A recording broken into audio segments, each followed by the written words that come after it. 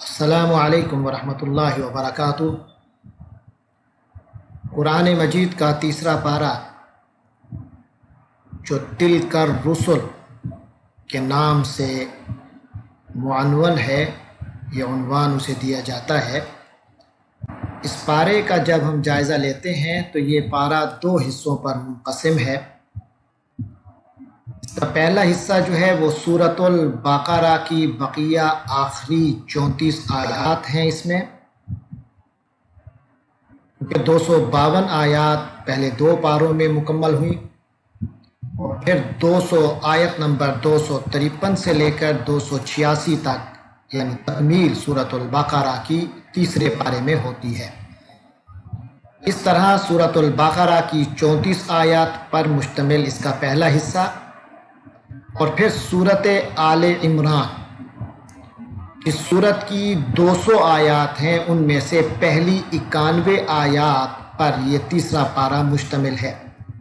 तो गोया तीसरा पारा मजमूई तौर पर 125 आयत पर मुश्तमिल है।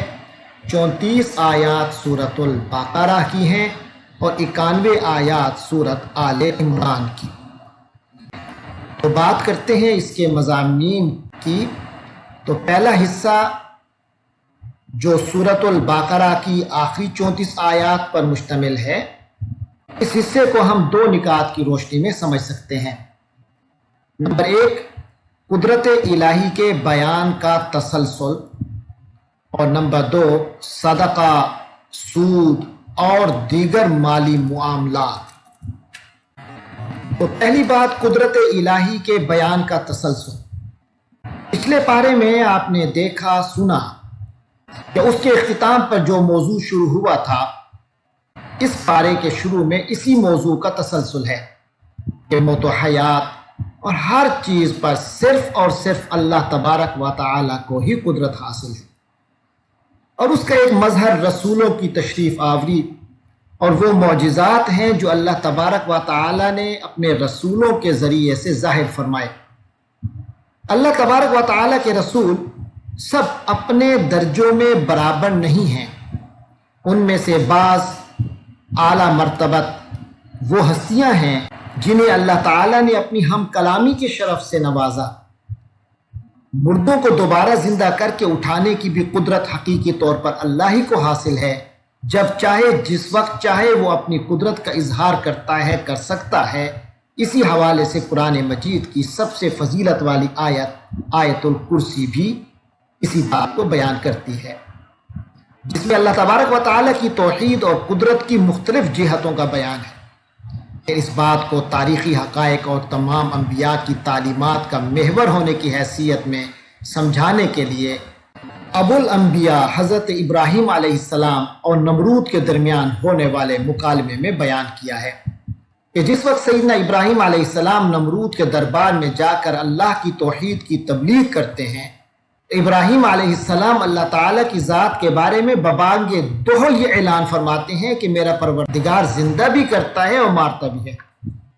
जवाब में नमरूद कहता है कि मैं भी मारता हूँ और जिंदा करता हूँ, और इस बात को साबित करने के लिए वो अपनी कम फहमी और सतही सोच की बुनियाद पर एक मुजरिम को आज़ाद कर देता है जो कि वाजिबुल कत्ल था, और फिर अपनी इस्तिबदादी सोच और जालिमाना रविश को बरूए कार लाते हुए एक बेगुनाह को मौत के घाट उतार देता है।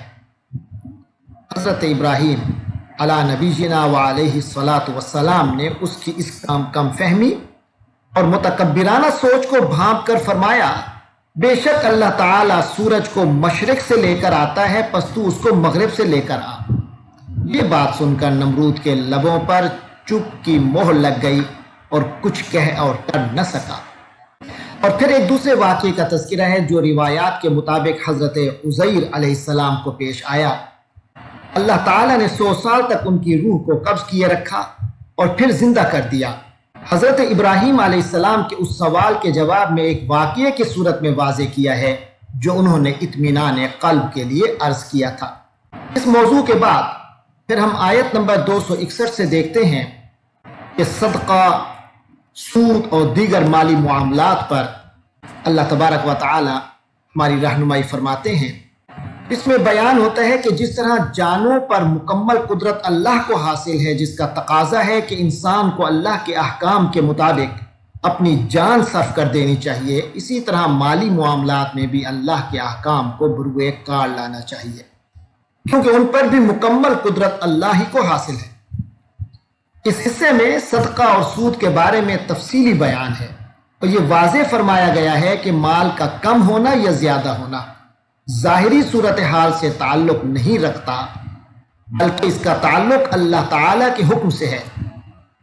اگرچہ بظاہر صدقے سے مال کم ہوتا ہے اور سود سے بڑھتا ہے، مگر اللہ کا اعلان ہے کہ صدقے سے مال بڑھتا ہے اور سود سے گھٹتا ہے۔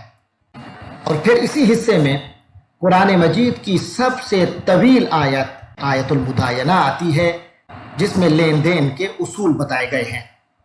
اور پھر اس سورت کے آخر میں وہ 2 آیات ہیں جو کہ عرش سے جن کا خصوصی نزول ہوا، جن کو اللہ تبارک و تعالیٰ کے ہاں خصوصی شرف حاصل ہے، آمن الرسول بما انزل الیہ من ربہ والمومنون سے لے کر پھر انت مولانا فانصرنا علی القوم الکافرین تک۔ اس طرح سورۃ البقرہ مکمل ہو جاتی ہے۔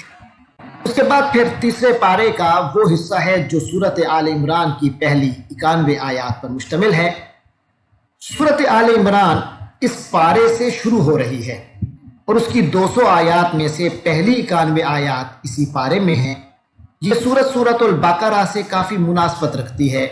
اس کی ابتدا بھی قرآن مجید کی حقانیت سے ہوتی ہے، اللہ تعالیٰ کی قدرت پر دلالت کرنے والے قصوں اور اہل کتاب سے خطاب پر مشتمل ہے۔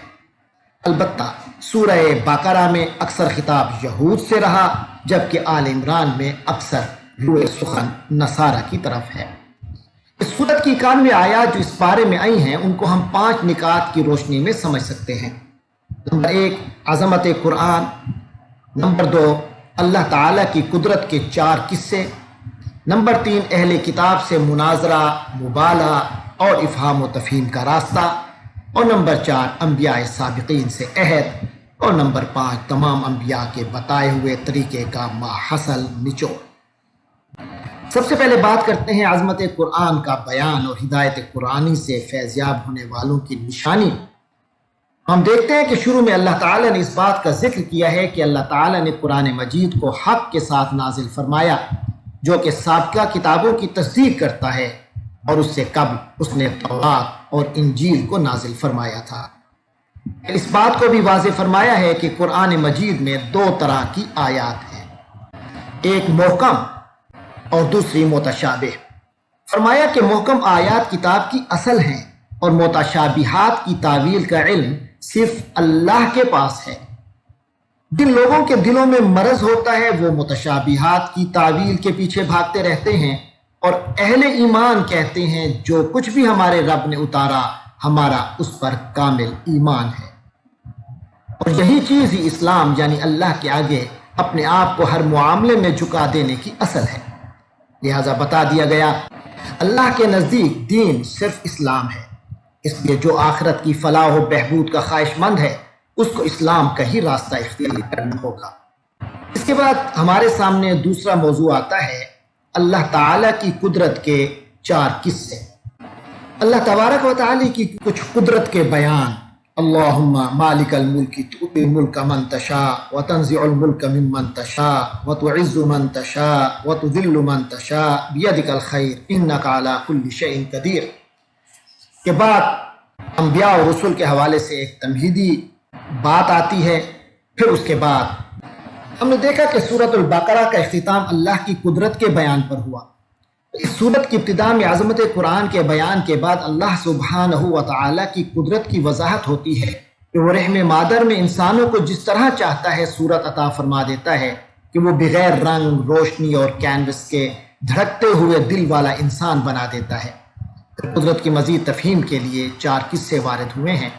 پہلا قصہ جنگ بدر کا ہے، جس کا مشاہدہ ان اولین مخاطبین نے خود کیا کہ 313 کی جماعت جس کے پاس نہ کوئی مناسب اسلحہ تھا اور نہ ہی کوئی ضروری ساز و سامان، اللہ کی خاطر جہاد ہو رہا تھا، تو اس نے 1000 کفار کے اسلحہ اور ساز و سامان سے لیس لشکر کو عبرتناک شکست دے دی۔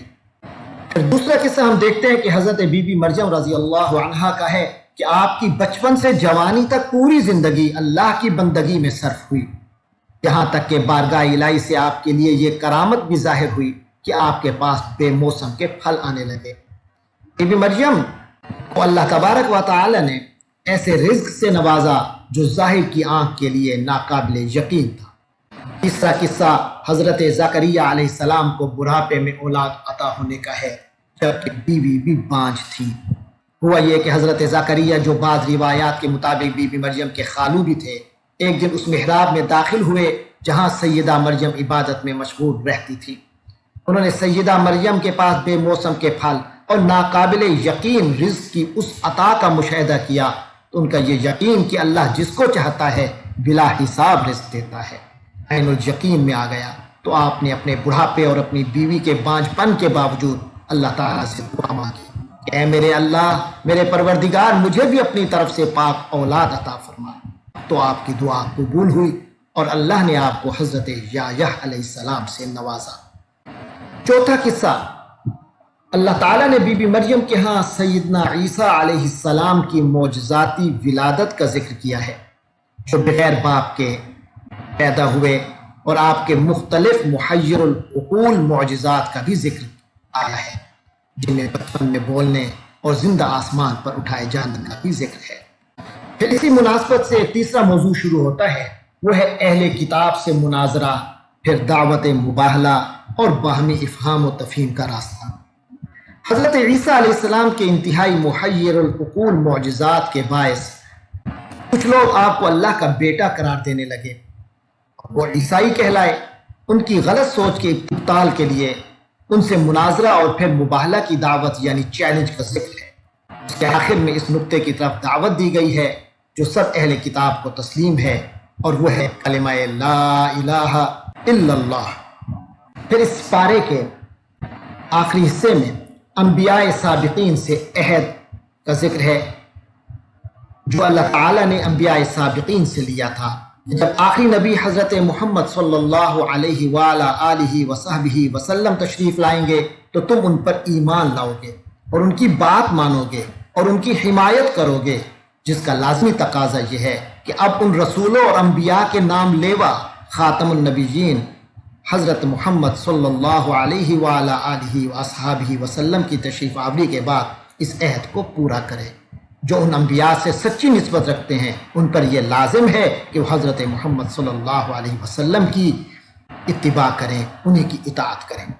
تو پھر آخر میں تمام انبیاء کے بتائے ہوئے طریقے کا ماحصل یعنی دین اسلام پیش کیا گیا، اور اللہ کے ہاں یہی کامیابی کا راستہ ہے، اس بات کو واضح کیا گیا اور یہ واضح کیا کہ جس کسی نے بھی اس کے علاوہ کوئی راستہ اختیار کیا تو وہ کافر نامراد ہے، اور کفر پر مرنے والے اگر زمین کی مقدار کے برابر سونا بھی لے کر آئیں تو اللہ تعالیٰ اس سونے کے بدلے میں انہیں معاف نہیں کریں گے اور ان کے لیے دردناک عذاب ہوگا۔ اللہ تبارک و تعالیٰ سے دعا ہے کہ ہماری موت ایمان پر ہو، ہماری زندگی اسلام پر ہو، ایمان پر ہو، ہمیں اللہ تعالیٰ اسی حالت میں ایمان اسلام کی حالت میں وفات دیں۔ وآخر دعوانا الحمد للہ رب العالمین۔